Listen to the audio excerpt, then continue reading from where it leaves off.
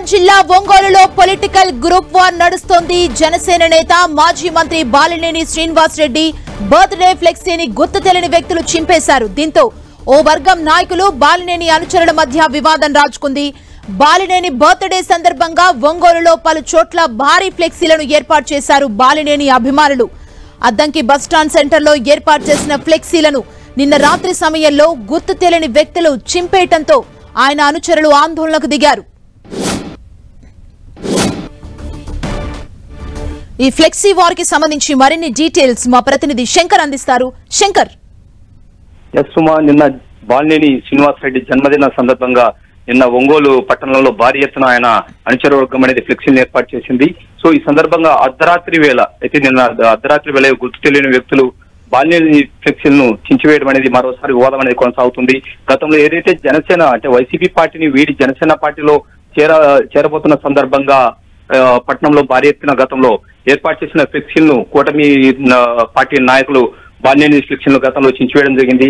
Collectorate ఎదుట కానీ మిగతా టౌన్లలో కానీ ఎక్కడైతే ఫ్లెక్సీలను ఏర్పాటు చేశారో వాటిని తొలగించడం కూడా జరిగింది.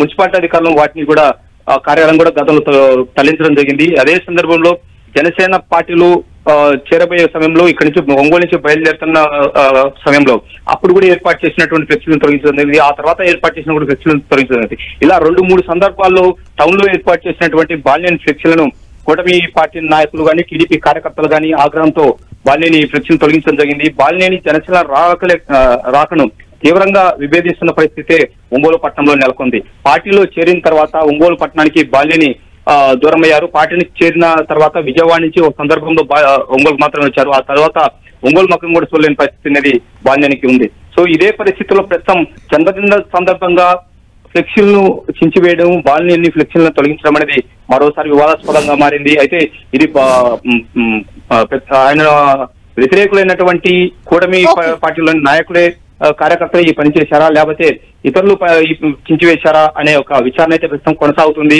అయితే దీనిపైన బాలినేని అనుచరులు పోలీసు ఫిర్యాదు అయితే చేయలేదు. ఇటువైపు ఎవరు స్పందించలేని పరిస్థితి నెలకొంది. సో చూడాలి ఈ వివాదం ఎటువైపు దారితీస్తుందని. Thank you Shankar.